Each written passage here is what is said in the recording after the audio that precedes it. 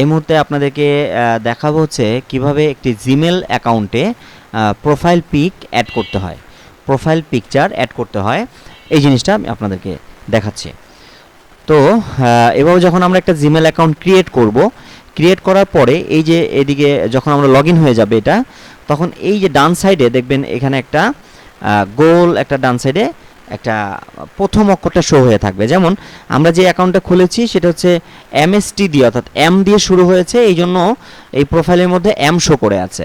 আপনি যদি জেড দিয়ে করেন কোনো অ্যাকাউন্ট খোলেন তাহলে এখানে কিন্তু জেড থাকবে, এম দিয়ে করলে এম থাকবে, কে দিয়ে করলে কে থাকবে, এরকম থাকবে।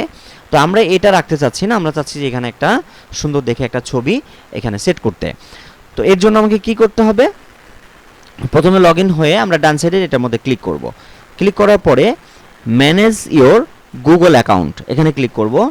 Manage your Google account click করার পর এইখানে আমরা বাম দিকে চলে যাব, পার্সোনাল ইনফরমেশন, পার্সোনাল ইনফো লেখা আছে, এটা হচ্ছে ইনফরমেশন।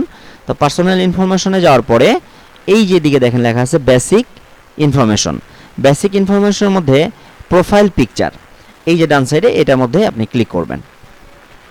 ক্লিক করার পরে এখানে আসবে হচ্ছে অ্যাড প্রোফাইল পিকচার, এখানে আমরা ক্লিক করব।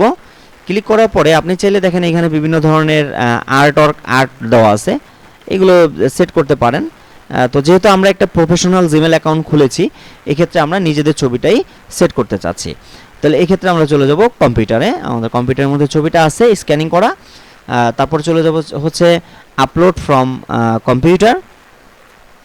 আর যদি আপনার ল্যাপটপ কম্পিউটার থাকে, আপনি টেক এ পিকচার দিয়ে আপনি ওই যে সামনে যে সিসি ক্যামেরাটা থাকে ওইটা দিয়ে আপনি এটা দিয়ে তুলে ওখানে সরাসরি বসিয়ে দিতে পারবেন। যেহেতু আমরা ডেস্কটপ থেকে কাজ করছি, এক্ষেত্রে আমরা আপলোডে ক্লিক করলাম।